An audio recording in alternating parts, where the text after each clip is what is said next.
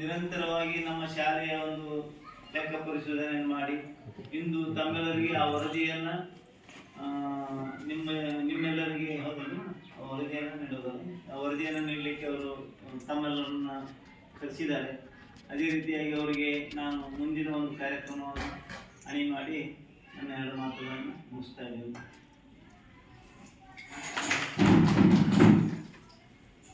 ಎಲ್ಲರಿಗೂ ನಮಸ್ಕಾರ. ಇಂದು ಸಾಮಾಜಿಕ ಪರಿಶೋಧನೆ ನಿರ್ದೇಶನಾಲಯ ಬೆಂಗಳೂರು, ಜಿಲ್ಲಾ ಪಂಚಾಯತ್ ಉತ್ತರ ಕನ್ನಡ, ತಾಲೂಕು ಪಂಚಾಯತ್ ಹರಿಯಾಣ ವತಿಯಿಂದ ನಾವು ಸಮಗ್ರ ಶಿಕ್ಷಣ ಯೋಜನೆಗೆ ಸಂಬಂಧಪಟ್ಟಂತೆ ನಿಮ್ಮ ಶಾಲೆಯಲ್ಲಿ 3 ದಿನಗಳ ಕಾಲ ಸಾಮಾಜಿಕ ಪರಿಶೋಧನೆಯನ್ನು ಹಮ್ಮಿಕೊಂಡಿದ್ದೇವೆ. ಸದರಿ ಈ ಸಾಮಾಜಿಕ ಪರಿಶೋಧನೆಯಲ್ಲಿ ಉಪಸ್ಥಿತಿರುವಂತಹ ಈ ಶಾಲೆಯ SDMC ಅಧ್ಯಕ್ಷರಾದ ಶ್ರೀಮತಿ ಅಶ್ವಿನಿ ನಾಶ್ನೇಕರ್ ಮೇಡಮ್, ಅದೇ ರೀತಿಯಾಗಿ ಉಪಸ್ಥಿತಿರುವಂತಹ ಎಲ್ಲ SDMC ಸದಸ್ಯರವರೇ ಹಾಗೂ ಈ ಶಾಲೆಯ ಮುಖ್ಯ ಶಿಕ್ಷಕರಾದ ಶ್ರೀ MS ಗೋನೇನವರೇ ಹಾಗೂ ಉಪಸ್ಥಿತಿರುವಂತಹ ಎಲ್ಲ ಪಾಲಕರೇ, ಇಂದು ನಾವು ಸರ್ಕಾರದ ನಿರ್ದೇಶನದ ಪ್ರಕಾರ ಸಮಗ್ರ ಶಿಕ್ಷಣ ಯೋಜನೆಗೆ ಸಂಬಂಧಪಟ್ಟಂತೆ ಸಾಮಾಜಿಕ ಪರಿಶೋಧನೆಯನ್ನು ನಿಮ್ಮ ಶಾಲೆಯಲ್ಲಿ 3 ದಿನಗಳ ಕಾಲ ಹಮ್ಮಿಕೊಂಡಿದ್ದೇವೆ. ಇವತ್ತು ಈ ಸಾಮಾಜಿಕ ಪರಿಶೋಧನೆ ಅಂತಿಮ ಘಟ್ಟವಾದ ಪೋಷಕರ ಸಭೆ. ಈ ಸಭೆಗೆ ಹೆಚ್ಚಿನ ಜನಸಂಖ್ಯೆ ಮಕ್ಕಳ ಸಂಖ್ಯೆಗೆ ಅನುಗುಣವಾಗಿ ಹಾಜರಿರಬೇಕಾಗಿತ್ತು. ಆದರೆ ಕಾರಣಾಂತರದಿಂದ ಇಷ್ಟೇ ಜನ ಇದ್ದೀರಿ. ಬಟ್ ಇಲ್ಲಿ ಬಂದ ನಾವು ಹೇಳಿದಂಥ ಮಾಹಿತಿಯನ್ನು ನೀವು ಉಳಿದ ಪೇರೆಂಟ್ಸ್ಗಳಿಗೂ ಕೂಡ ತಿಳಿಸಿ ಅಂತ ಕೇಳ್ತಾ ನಾನು ಮಾತನ್ನು ಮುಂದುವರಿಸ್ತಾ ಇದ್ದೇನೆ. ಇಲ್ಲಿ ಸಾಮಾಜಿಕ ಪರಿಶೋಧನೆ ಅಂತ ಹೇಳಿದ್ರೆ ಒಂದು ಸಮುದಾಯದ ಸಹಭಾಗಿತ್ವ ಇರಬೇಕು. ಅಂದರೆ ಸರ್ಕಾರದಿಂದ ಯಾವುದೇ ಒಂದು ಯೋಜನೆ ಅನುಷ್ಠಾನ ಮಾಡಿದರೆ ಅದರ ಸದುಪಯೋಗ ಆಗಿರಬೇಕು, ಜನರಿಗೆ ಮಾಹಿತಿ ಇರಬೇಕು. ಇದು ಯಾವುದೇ ಒಂದು ಯೋಜನೆ ಬರ್ಬೇಕಂತ ಹೇಳಿದ್ರೆ ನಮಗೆ ಸರ್ಕಾರದ ದುಡ್ಡೇ ಅದು ತೆರಿಗೆ ರೂಪದಲ್ಲಿ ನಮಗೆ ಬರ್ತದೆ ಅಂತ ಹೇಳಿದ್ರೆ ಅದರ ಸಮರ್ಪಕವಾದ ಬಳಕೆ ಆಗಬೇಕು.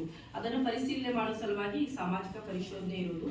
ಈಗ ಶಾಲೆ ಅಂದ್ರೆ ಹೇಗೆ ಯೋಜನೆ ಬರ್ತದೆ, ಅನುದಾನ ಬರ್ತದೆ ಅಂತ ನೀವು ಅನ್ಕೊಂಡಿರ್ಬೋದು.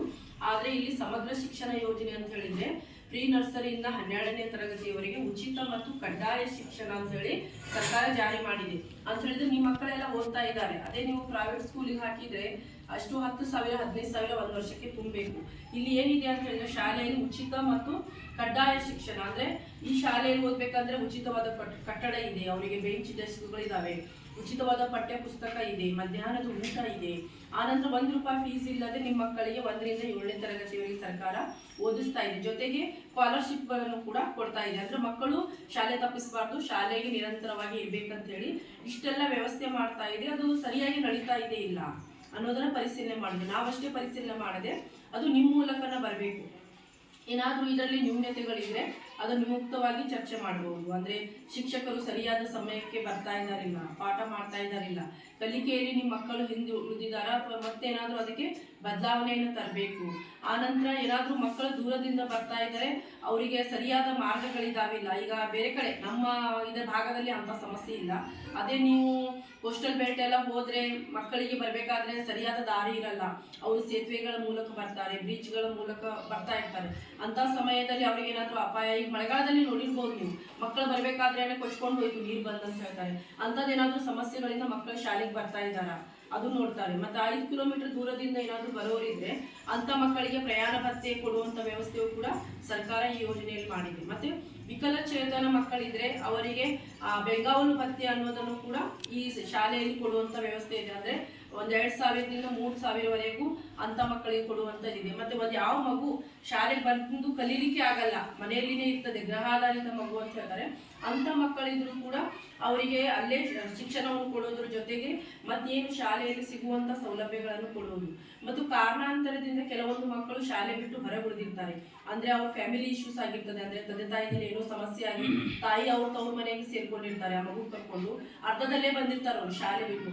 ಅಂತ ಸಂದರ್ಭದಲ್ಲಿ ಕೂಡ ಈ ಶಾಲೆಯಲ್ಲಿ ನಡೀತಾ ಇದೆ ಅಂತ ಹೇಳಿದ್ರೆ ಆ ಶಾಲೆಯಲ್ಲಿ ಮಕ್ಕಳಿಗೆ ಸೇರಿಸ್ಕೊಳ್ಳಿಕ್ಕೆ ಅವಕಾಶ ಇದೆ.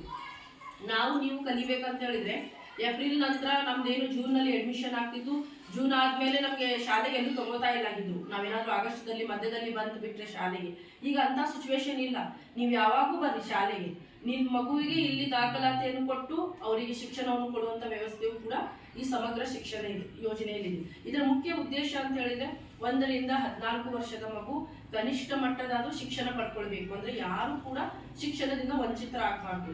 ಆ ಕಾರಣಕ್ಕಾಗಿ ಸರ್ಕಾರ ಏನ್ ಮಾಡಿದೆ ಅಂತ ಹೇಳಿದ್ರೆ 14 ವಯಸ್ಸು ಅಂತ ಹೇಳಿದ್ರೆ ಅವರು 10ನೇ ತರಗತಿಯವರೆಗಾದ್ರೂ ಶಿಕ್ಷಣ ಕಡ್ಡಾಯವಾಗಿ ಅವರು ಈಗ 6 ವರ್ಷ ಆದ ಕೂಡಲೇ ಅಡ್ಮಿಷನ್ ತಗೊಳ್ತೀವಿ ನಾವು.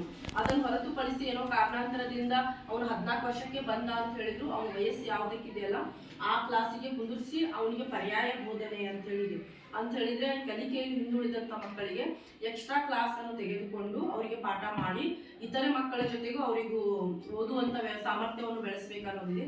ಹೀಗೆ ಸಾಕಷ್ಟು ಒಂದು 134 ಪ್ರಶ್ನಾವಳಿಗಳ ಒಂದು ನಮಗೆ ವರದಿಯನ್ನು ಕೊಟ್ಟಿದ್ದು. ಆ ವರದಿ ಪ್ರಕಾರ ನಾವು ಮಾಹಿತಿಯನ್ನು ಸಂಗ್ರಹಣೆ ಮಾಡಿದ್ದೇವೆ. ಇಲ್ಲಿ ನಿಮಗೆ ಹೊಸದಾಗಿ ಬಂದಿರುವಂತ 2 ಶಿಕ್ಷಕರಾದ ಅಶ್ವಿನಿ ಮತ್ತು ಚಾಂದಿನಿ ಮೇಡಮ್ ಅವರು ಏನಿದಾರಲ್ಲ ತುಂಬಾ ಚೆನ್ನಾಗಿದ್ದಾರೆ. ಅಂದ್ರೆ ಎಲ್ಲ ಗೌರ್ಮೆಂಟ್ ಟೀಚರ್ಸ್ ಇರೋದ್ರಿಂದ ನಿಮ್ಮ ಶಾಲೆಗೆ ಇಲ್ಲಿ ಮಕ್ಕಳ ಕಲಿಕಾ ಗುಣಮಟ್ಟವು ಕೂಡ ಉತ್ತಮವಾಗಿದೆ. ಅದನ್ನು ಹೊರತುಪಡಿಸಿ ಏನಾದರೂ ಶಾಲೆಯಲ್ಲಿ ಇನ್ನೂ ನ್ಯೂನ್ಯತೆಗಳಿದ್ರೆ ಅದನ್ನು ಸರಿಪಡಿಸಬೇಕಂತ ಹೇಳಿದ್ರೆ ಈ ಸಭೆಯಲ್ಲಿ ಪೇರೆಂಟ್ಸ್ ಆಗಿದ್ದವರು ನೀವು ಮುಕ್ತವಾಗಿ ಚರ್ಚೆ ಮಾಡ್ಬೋದು. ಮತ್ತು ನಾವೇನು ಗಮನಿಸಿದ್ದೇವೆ ಅನ್ನೋದನ್ನ ನಮ್ಮ ವರದಿಯನ್ನು ನಮ್ಮ ಸಂಪನ್ಮೂಲ ವ್ಯಕ್ತಿಗಳು ಓದಿರ್ತಾರೆ. ಅಂದ್ರೆ ನಿಮ್ದು ಮೂಲಭೂತ ಸೌಕರ್ಯಗಳು, ಶೌಚಾಲಯ ಆಗಿರ್ಬೋದು, ಕೊಠಡಿ ಆಗಿರ್ಬೋದು, ಬೆಂಚು, ಆಮೇಲೆ ಏನು ನಿಮ್ದು ಕಂಪೌಂಡ್, ಅದಕ್ಕೆ ಸಂಬಂಧಪಟ್ಟಂತೆ ಏನೇನು ಕೊರತೆಗಳಿದಾವೆ ಅನ್ನೋದು ನಾವು ಓದಿರ್ತೇವೆ. ಅದನ್ನು ಹೊರತುಪಡಿಸಿ ಇನ್ನೂ ಏನಾದರೂ ಹೆಚ್ಚಿನ ವಿಷಯಗಳಿದ್ರೆ ನೀವು ಮುಕ್ತವಾಗಿ ಈ ಸಭೆಯಲ್ಲಿ ಚರ್ಚೆ ಮಾಡ್ಬೋದು.